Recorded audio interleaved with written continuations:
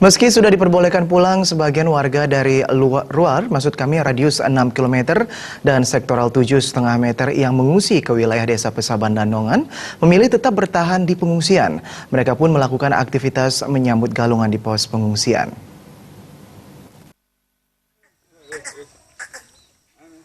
Di pos pengungsi lapangan Tinon Desa Pesaban ini misalnya, tampak beberapa ibu sedang sibuk membuat banten yang akan digunakan untuk hari galungan. Selain itu tampak juga kaum pria sedang merapikan hasil olahan daging yang sudah diolah sehari sebelumnya. Meski menyiapkan perlengkapan di pengungsian, pada galungan mereka tetap pulang kampung untuk sembahyang, hanya saja sorenya memilih kembali ke pengungsian. Begitupun pada hari penampakan ini, sebagian warga tengah pulang sehingga pos tampak lengang, namun saat sore hari mereka diperkirakan akan kembali.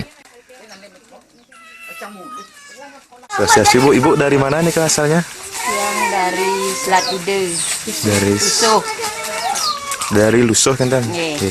Bu, ini kan di luar 7,5 nih mungkin kan sudah diperbolehkan pulang. Ibu gimana mungkin Kinten?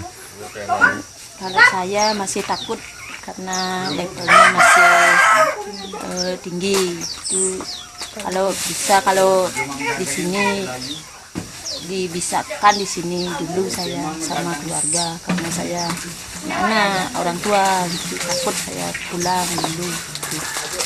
Terus untuk ini kan sudah membuat sarana bantuan, berarti besok sembahyang pulang Ya, untuk sembahyang aja gitu. Ya, sembahyang aja.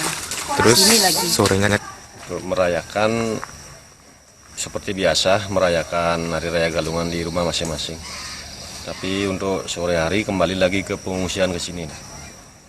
sebelumnya Pak sudah ada kegiatan seperti mebat atau bagaimana di sini? Untuk ngebat bersama dilaksanakan kemarin. Ada bantuan daging dari desa dan di sini digarap bersama-sama. Kesibukan juga terlihat di pos pengungsian Banjar Sarenkelot, Desa Dongan. Tampak warga dari Dusun Taman Dharma, Desa Pringsari Selat, sedang sibuk beraktivitas mengisi hari penampakan galungan, seperti membuat penjor dan mebat. Gargita Bali TV.